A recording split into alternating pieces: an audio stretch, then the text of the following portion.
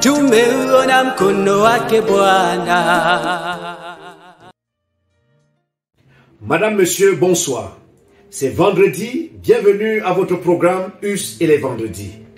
Aujourd'hui, nous nous réunissons autour du thème que j'ai intitulé « Est-ce possible d'espérer en Dieu en temps de crise ?»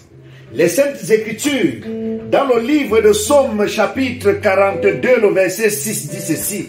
« Pourquoi t'abattu mon âme et gémis-tu au-dedans de moi? Espère en Dieu, car je le louerai encore. Il est mon salut et mon Dieu. » Voilà ce que la parole de Dieu déclare. Mon bien-aimé, le psaume 42 est un psaume de lamentation. C'est un chant sur la condition désespérée que vivait l'écrivain quand il parle de la profonde tristesse et du chagrin vécu durant la vie. L'auteur ne sait pas pourquoi il est autant déprimé. Il ne sait même pas pourquoi toutes ces choses lui arrivent. Ainsi, il se tourne vers Dieu dans la prière et le chant, exprimant les parties les plus profondes de son âme. Même dans les périodes difficiles et même les plus déprimantes de la vie, je voudrais te dire que Dieu est avec toi. Et il t'écoute. S'il t'écoute, il va se manifester. L'un des objectifs de la lamentation est d'être honnête avec Dieu. Il s'agit de manifester notre vulnérabilité en disant exactement ce que nous ressentons. Nous ne devrions jamais avoir peur de Dieu ou de la façon dont nous parlons, car il est capable de gérer nos émotions, nos plaintes, même les plus profondes. Un autre but de lamentation est de faire comprendre le désespoir que l'on peut ressentir dans la vie avec l'espoir que Dieu donne. Les lamentations agissent comme un pont entre la situation actuelle et les promesses que nous attendons. L'auteur parle à son âme et s'encourage à persévérer dans l'espérance qu'il place en Dieu. Il sait qu'aucune situation ne dure éternellement et qu'il viendra un temps où la joie reviendra vers lui. Oui, aucune situation ne peut durer éternellement. Et à chaque moment, il faut vivre avec l'assurance qu'à tout moment, tout peut changer. Nous traversons certes tous des périodes de tristesse et de chagrin. La première chose à faire est de venir devant Dieu et de lui parler honnêtement. Qu'est-ce que je veux dire? Dis-lui exactement ce que tu ressens.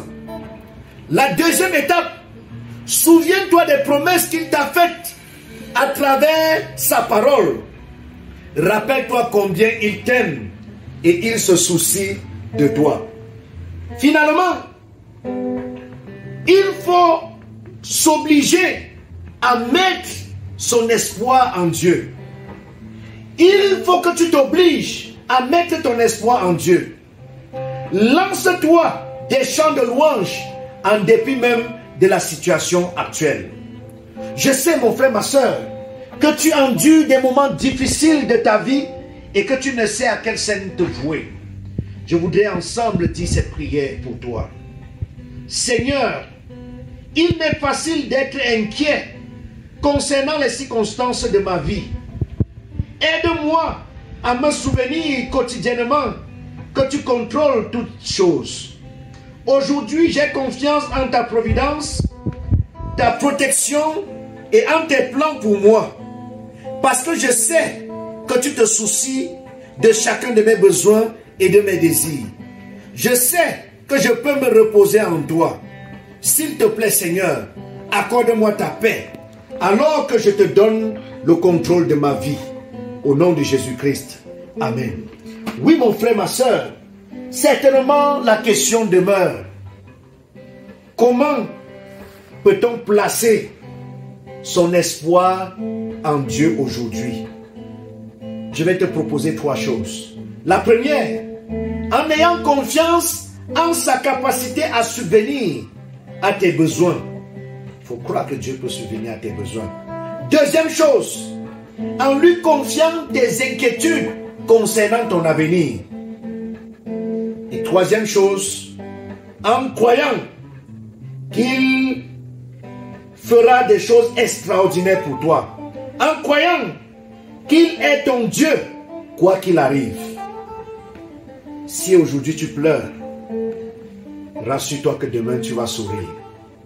Si aujourd'hui il t'amène d'être triste, rassure-toi que demain Dieu te relèvera et te donnera la joie.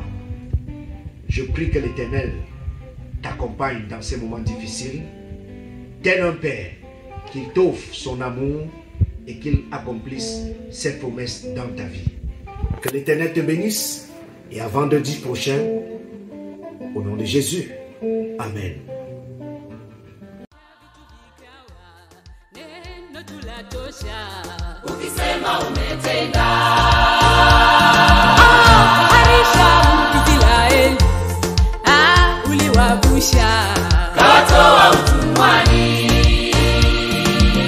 Watumishi wako umewapa yote waombayo, ikiwa